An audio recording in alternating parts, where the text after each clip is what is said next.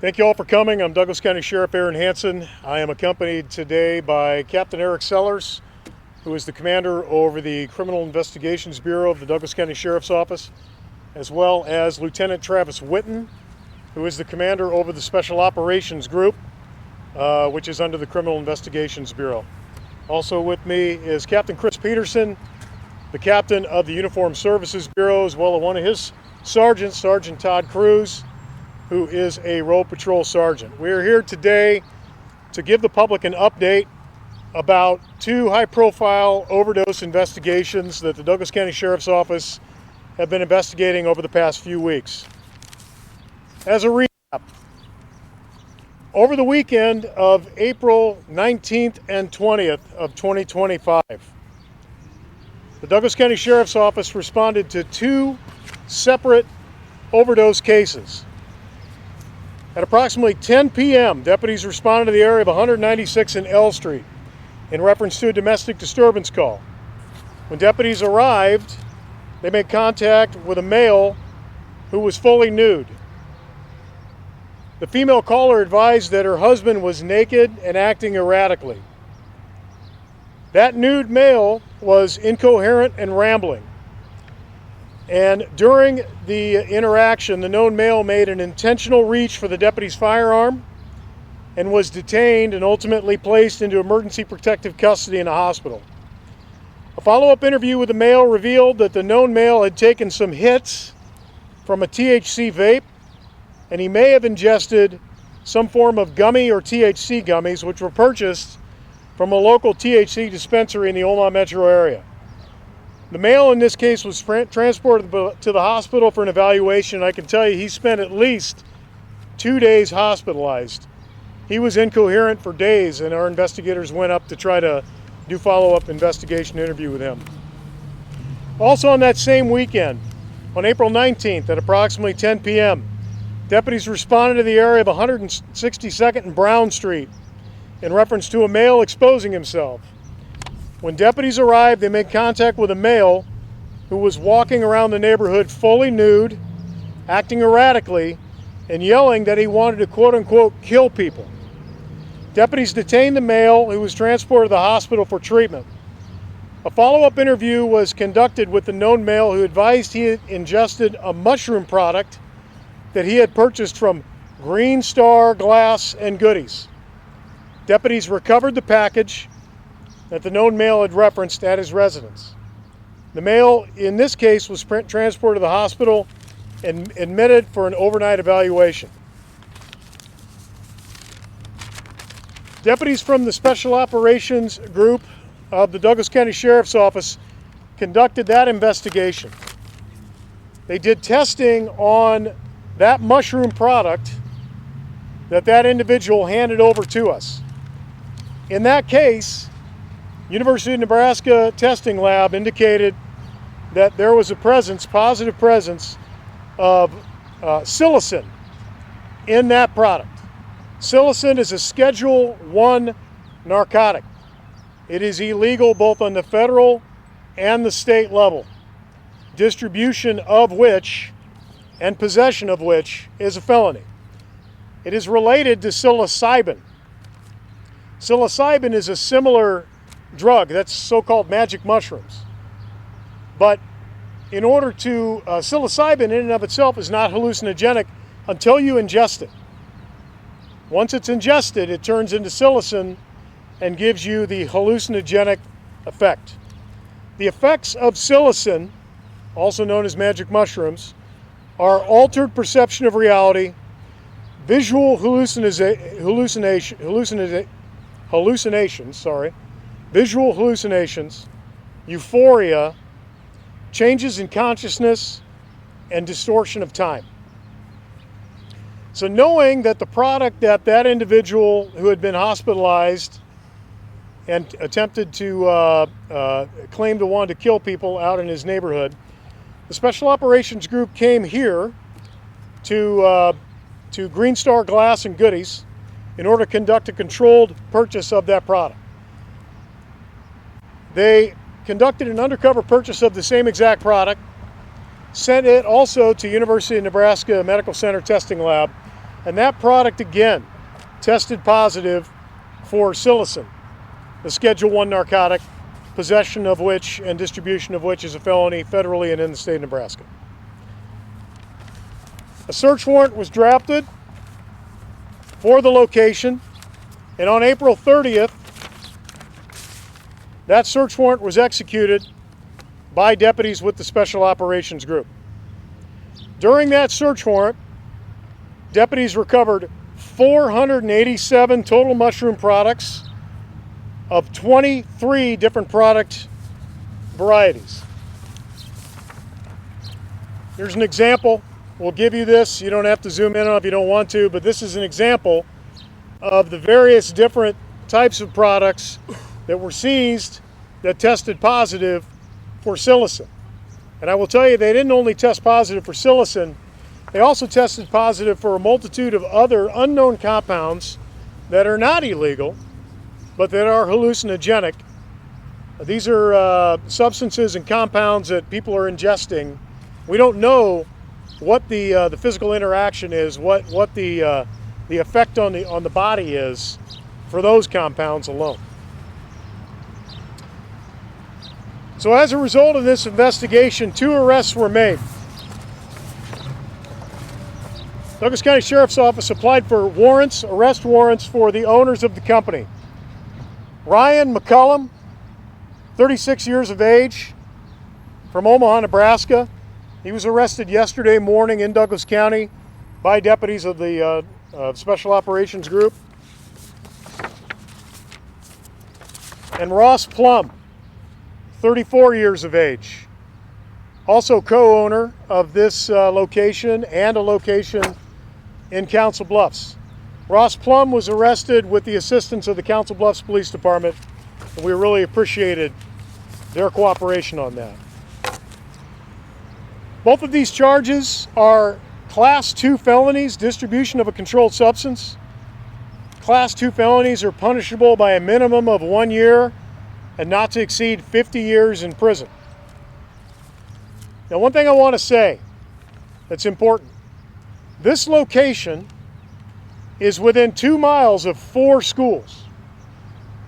It's within 2 miles of one Omaha public school, high school, of which the Sheriff's Office has SRO responsibilities.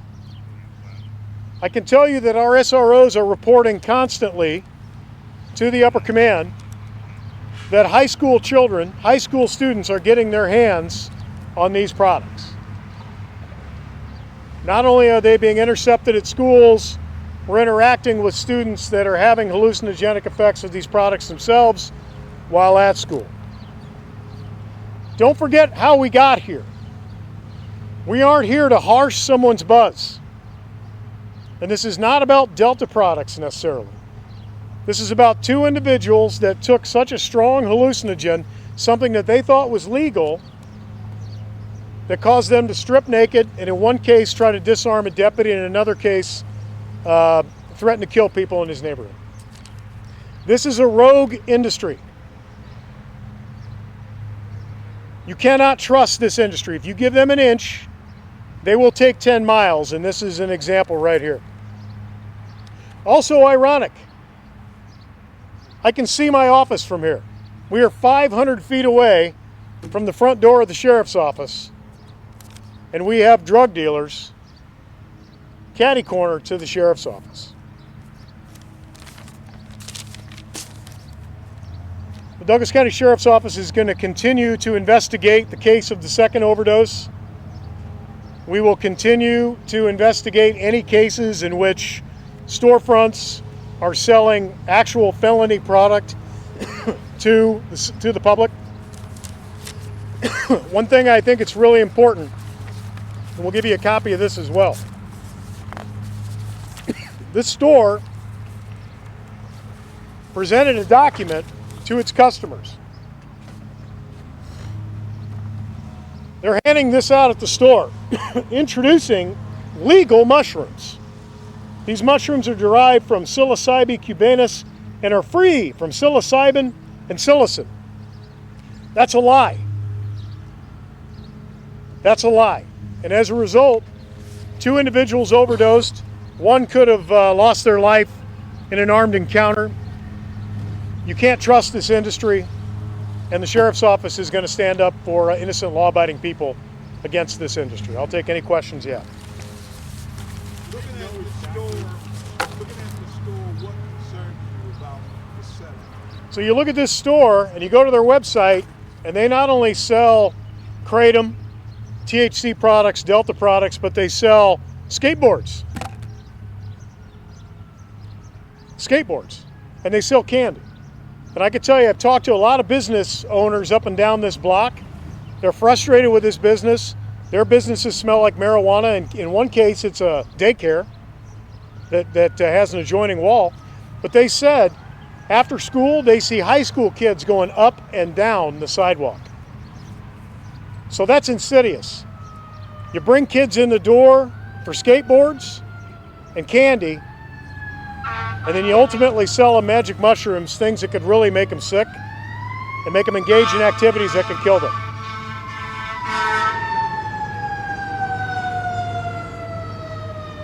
These stores know what they're doing. If you look at the packaging, they know what they're doing. I can tell you, we've seen about 10 people coming here to try to get in.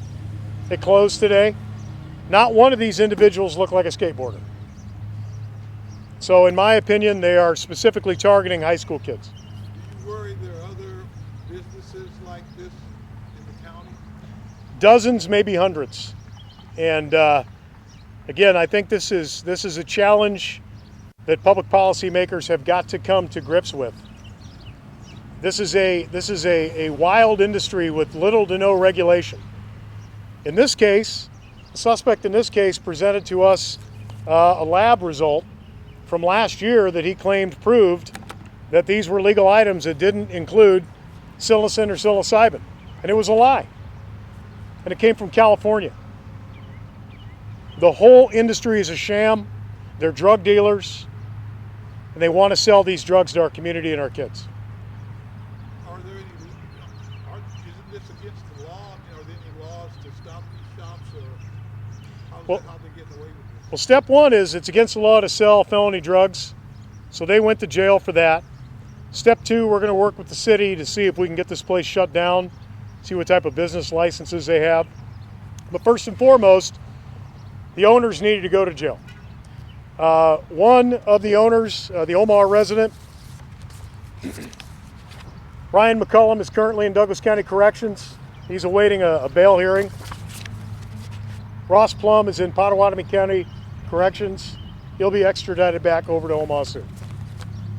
Are there any plans to do spot checks by your department on some of these places just to see what it is that they are selling? I can tell you that's a discussion that we are having right now. We don't want to go into too great a detail because it is very apparent that we need to start to, if no one else is going to regulate this industry, it looks like local law enforcement is going to have to help protect teens and innocent people.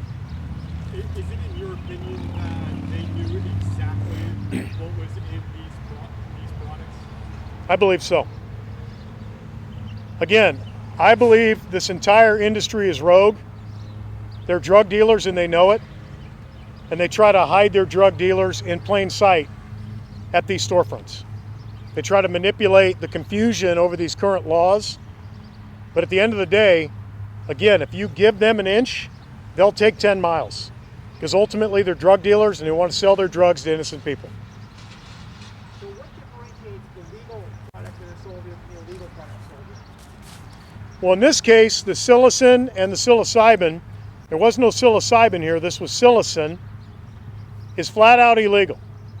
So what they claim is that they sell mushrooms that are not psilocin or Schedule 1. So if you're a customer and you walk in and you say, hey, I don't want to buy anything that's going to get me sick or that's illegal, they're going to hand you this flyer and they're going to say, oh no, we got to test it, it's safe. No psilocin, no psilocybin. And it's a lie. And it almost cost one innocent man his life.